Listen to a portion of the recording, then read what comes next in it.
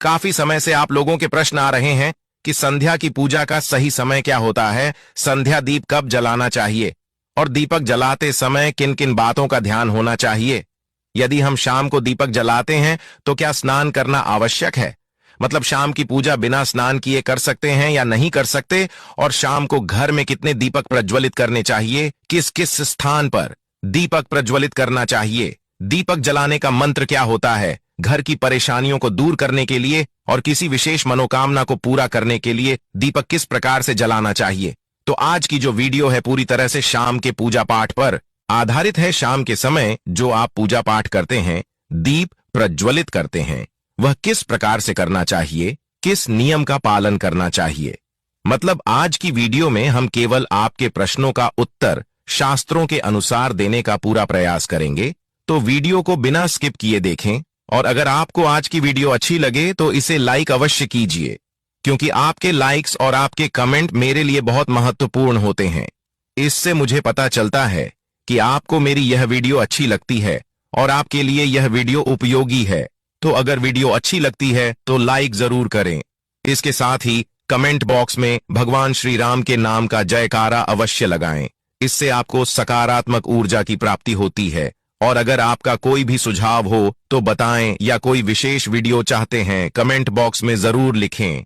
और हाँ, चैनल पर पहली बार आए हैं, अगर अभी तक आपने चैनल को सब्सक्राइब नहीं किया है, वीडियो अगर आपको अच्छी लगे तो चैनल द वास्तु टॉक को सब्सक्राइब जरूर कर लीजिए और बेल आइकन को भी प्रेस कर लीजिए। इससे यह होगा कि इस चैनल पर जो नई वीडियो अपलोड होंगी वह आपको सबसे पहले प्राप्त होगी। तो सबसे पहले बात करते हैं कि दीपक प्रज्वलित करने से पहले, मतलब शाम को पूजा करने से पहले स्नान करना आवश्यक है या नहीं। देखिए, शास्त्रों के अनुसार पूजा में शुद्धता का होना आवश्यक होता है। तो जब हम सुबह पूजा करते हैं तब तो स्नान करना अति आवश्यक होता है। सुबह बिना स्नान के पूजा नहीं करना चाहिए, लेकिन शाम की पूजा आप हाथ पांव मुंह धोकर भी कर सकते हैं। जरूरी नहीं है आप स्नान करें। अब देखिए, आप चाहे तो दूसरी वस्त्र भी धारण कर सकते हैं, या फिर आप सिर्फ हाथ मुंह धोकर कुल्ला करके भी संध्या वंदन कर सकते हैं। अब देखिए, जैसे कि आपको शाम के समय पूजा करनी है तो दिन में भी आप शुद्धता का ध्यान रखें। जैसे कि आप जब भी टॉयलेट जाते हैं, बाथरूम जाते हैं, तब उस समय स्वच्छता का ध्यान जरूर रखिए। कुल्ला जरूर करना चाहिए। हर बार जब आप बाथरूम जाते हैं तो अगर आप पूरे दिन स्वच्छता का ध्यान रखते हैं तो शाम के समय बिना स्नान किए भी सिर्फ हाथ पांव धोकर के पूजा कर सकते हैं। और चाहे तो स्नान भी कर सकते हैं, जैसे कि गर्मियों के दिन है तो शाम के समय भी आप स्नान करके पूजा कर सकते हैं। तो बहुत सारी चीजें आप खुद भी अपने समझ से निर्धारित कर सकते हैं। अगला प्रश्न है आपका कि शाम की पूजा में दीपक किस समय जलाना चाहिए। तो देखिए, शाम को जो पूजा का समय होता है वह गोधूली बेला का समय होता है, प्रदोष काल का समय होता है। मतलब जिस समय सूर्यास्त का समय होता है उस समय हमारे घर में दीपक प्रज्वलित हो जाना चाहिए। अब जैसे कि आप लोगों के प्रश्न आते हैं कि कितने बजे दीपक जलाना चाहिए शाम को, तो देखिए, शाम को सूर्यास्त का समय हर मौसम में बदलता रहता है। कभी जैसे कि सर्दियां चल रही होती हैं तो 4:30 पर भी सूर्यास्त हो जाता है। कभी कभी 5:30 तक भी सूर्यास्त हो जाता है। जैसे गर्मियों का मौसम है तो 6:30 बजे से लेकर 7 बजे तक ऐसे ही सूर्यास्त का समय होता है। कई बार 7:30 का टाइम हो जाता है गर्मियों में। तो प्रत्येक मौसम में सूर्यास्त का समय अलग होता है, इसलिए एक सही समय बताना कि इसी समय आप दीप प्रज्वलित करें, यह तो बहुत मुश्किल होगा और यह ठीक भी नहीं होगा। एक ही समय पर हर बार हम दीप प्रज्वलित नहीं कर पाएंगे, इसलिए संध्या काल का ध्यान रखिए। जब संध्या काल का समय होता है, मतलब जब सूर्य अस्त हो रहा होता है, दीपक प्रज्वलित करने का वही सही समय होता है। तो इसी समय दीपक प्रज्वलित करना चाहिए। और अब बात करते हैं कि कितने दीपक आपको अपने घर में प्रज्वलित करने चाहिए। प्रतिदिन शास्त्रों के अनुसार संध्या काल में प्रत्येक दिन अपने घर के मुख्य द्वार यानी मेन गेट पर एक दीपक जरूर जलाना चाहिए। इससे क्या होता है, देखिए, शास्त्रों के अनुसार शाम के समय संध्या काल में लक्ष्मी माता और उनकी बहन दरिद्रता दोनों ही भ्रमण पर निकलती है। तो जिस घर के मेन गेट पर दीपक प्रज्वलित होता है उस घर में मां लक्ष्मी प्रवेश कर जाती है, और जिस घर के मेन गेट पर दीपक नहीं जल रहा हो उस घर में दरिद्रता प्रवेश कर जाती है। तो इसलिए मां लक्ष्मी का प्रवेश आपके घर में हो, इसके लिए घर के मेन गेट पर एक दीपक जरूर प्रज्वलित करना चाहिए। और हां, घर के मेन गेट पर जो संध्या काल में दीप प्रज्वलित किया जाता है, इसके बहुत सारे फायदे शास्त्र में बताए गए हैं। शास्त्रों के अनुसार संध्या काल में जिस घर के मेन गेट पर दीप प्रज्वलित होता है, उस घर में किसी भी प्रकार की नकारात्मक ऊर्जा प्रवेश नहीं करती है। कोई भी वास्तु दोष आपके घर में हो, अगर आप मेन गेट पर दीप प्रज्वलित करते हैं तो समस्त प्रकार के वास्तु दोष से मुक्ति मिल जाती है। और यदि आपके घर में पितृ दोष है, जिसकी वजह से परेशानियां आपके घर में बनी हुई हैं, तो घर के मेन गेट पर जो हम दीप प्रज्वलित करते हैं, इससे घर का पितृ दोष भी समाप्त हो जाता है। और इसके अलावा घर में किसी भी प्रकार की अशांति रहती हो, या फिर आपके घर में रोगी या लोग बीमार बहुत रहते हैं, कलह रहता है, आर्थिक तंगी रहती है, तो घर के मेन गेट पर हम दीप प्रज्वलित करते हैं तो सभी प्रकार के कष्टों से, दुखों से आपको मुक्ति मिल जाती है। इसलिए घर के मेन गेट पर दीप प्रज्वलित करना बहुत आवश्यक होता है। तो शास्त्रों के अनुसार घर के मेन गेट पर एक दीपक अवश्य ही जलाना चाहिए। और बात करें दूसरे दीपक की, तो दूसरा दीपक आपको अपने घर की तुलसी के पास प्रज्वलित करना चाहिए। शास्त्रों के अनुसार अगर शाम के समय संध्या काल में तुलसी की जड़ के पास अंधेरा रहता है, ऐसे घर में दरिद्रता का स्थायी वास बन जाता है।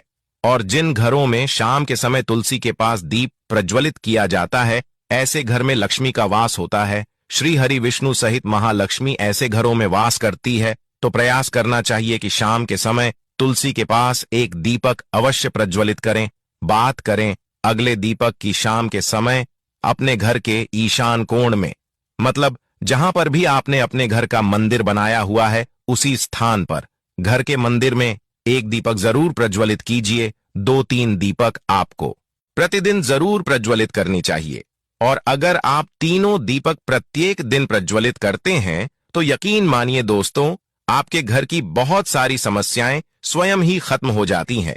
और अब बात करते हैं अगले प्रश्न के बारे में, जो आप लोगों के हमेशा प्रश्न आते हैं कि दीपक किस चीज से प्रज्वलित करना चाहिए, सरसों के तेल से कर सकते हैं या नहीं, या फिर तेल का प्रयोग करना चाहिए, या फिर शुद्ध गाय के घी का, किस चीज से हम दीपक प्रज्वलित करें। तो देखिए, शास्त्रों के अनुसार सरसों के तेल का दीपक हर जगह प्रज्वलित नहीं करना चाहिए। सरसों का तेल कड़वा तेल कहा जाता है। इस तेल को हम प्रज्वलित करते हैं शनिदेव के लिए। शनिदेव के लिए अगर आप दीप दान करते हैं शनिवार के दिन, तो आपको सरसों तेल का दीपक प्रज्वलित करना चाहिए। और आप चाहे तो जैसे कि पीपल का वृक्ष होता है, वहां पर भी इसका इस्तेमाल कर सकते हैं। या फिर भैरव देवता होते हैं, उनके लिए भी तेल का दीपक जलाया जाता है। इसके अलावा कहीं पर भी सरसों तेल का दीप प्रज्वलित करने की बात शास्त्रों में नहीं कही गई है। शास्त्रों के अनुसार घर में ज्योति प्रज्वलित किया जाता है, या किसी भी देवता के लिए जो हम दीप प्रज्वलित करते हैं, उसमें गाय का घी डालकर ही प्रज्वलित करना चाहिए।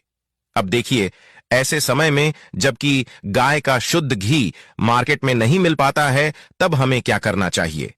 तब आपको गाय के घी के नाम पर जो भी घी मिल जाता है, या फिर शुद्ध घी मिल जाता है, उसका इस्तेमाल कर सकते हैं। या फिर आप चाहे तो तिल तेल का दीप प्रज्वलित कर सकते हैं।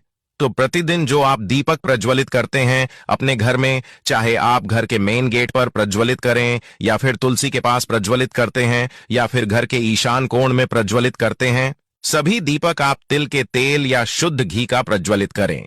और हां, जब आप दीपक प्रज्वलित करते हैं, जैसे कि मेन गेट पर ज्योति प्रज्वलित करेंगे, या फिर तुलसी के पास दीप प्रज्वलित करते हैं, या फिर घर में भी जो दीप प्रज्वलित किया जाता है, तो ध्यान रखना चाहिए, एक चीज का कभी भी दीपक को सीधे जमीन पर नहीं रखा जाता है। दीपक रखते समय प्रतिदिन दीपक के नीचे थोड़ा सा आप चाहे तो चावल रख सकते हैं, या फिर आप चाहे तो थोड़े से पुष्प अवश्य रख सकते हैं। और हां, अगर आप दीपक के नीचे चावल रखते हैं, तो इस बात का आपको ध्यान रखना है कि चावल खंडित नहीं होना चाहिए, क्योंकि ऐसा माना जाता है कि अगर टूटे हुए चावलों का इस्तेमाल हम पूजा में करते हैं किसी भी प्रकार से, चाहे दीपक के नीचे रखकर करते हैं या फिर अक्षत के रूप में करते हैं, तो इससे घर में दरिद्रता आती है। इसलिए अखंडित चावल होने चाहिए। और जैसे कि कई लोगों के प्रश्न आते हैं कि प्रतिदिन जो दीपक के नीचे हम चावल रखेंगे तो उस चावल का अगले दिन क्या करें, तो अगले दिन उठाकर आप पक्षियों को डाल दीजिए, पक्षी उसे खा जाते हैं। और घर में जो आप ईशान कोण में दीप प्रज्वलित करते हैं, मतलब घर के मंदिर में जो दीपक जलाते हैं, उस दीपक को आप किसी बर्तन में भी रख सकते हैं। जैसे कि एक छोटी सी प्लेट ले लीजिए, उसी प्लेट में दीपक रख दीजिए और उस दीपक को हम प्रज्वलित करते हैं।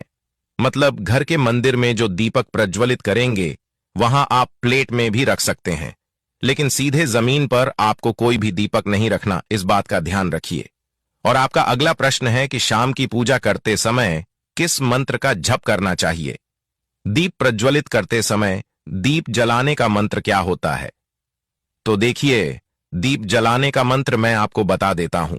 आप अगर जप सकते हैं तो जरूर जपें ये, लेकिन अगर आप ये मंत्र नहीं जप पाते हैं तब भी शाम के समय जब आप दीपक प्रज्वलित करते हैं उस समय आप किसी भी मंत्र का जप कर सकते हैं। जैसे कि आप चाहे तो माता रानी कृष्ण कन्हैया के किसी मंत्र का जप कर सकते हैं। आपके कोई इष्ट देवता हो तो उनके मंत्रों का भी जाप कर सकते हैं। दुर्गा चालीसा या हनुमान चालीसा का पाठ करते हुए भी आप दीप प्रज्वलित कर सकते हैं। मगर देखिए, जरूरी नहीं है कि आप दीपक जलाने वाला मंत्र ही पढ़ेंगे। किसी भी मंत्र को पढ़कर आप दीप जला सकते हैं, संध्या वंदन कर सकते हैं, क्योंकि शास्त्रों में कहा गया है कि मौन रहकर कभी भी पूजा नहीं करनी चाहिए। जो भी शुभ कर्म होते हैं वह मंत्र उच्चारण के साथ ही संपूर्ण किए जाते हैं, इसलिए मंत्रोच्चारण आवश्यक है। कोई भी मंत्र जपते हुए आप पूजा कर सकते हैं। संध्या करने से कहा जाता है कि सभी प्रकार के पापों से मुक्ति मिल जाती है और दीप देवता जो होते हैं वह हमारे जीवन में रोशनी करते हैं। तो बहुत आसान है। यह मंत्र अगर आप लोग नियमित पढ़ेंगे तो निश्चित ही आपको याद हो जाएगा और दीपक प्रज्वलित करते समय आप बिना देखे भी पढ़ पाएंगे। और अभी आप चाहें तो इसे किसी कागज पर लिखकर रख सकते हैं और घर के मंदिर में ही रख दीजिए।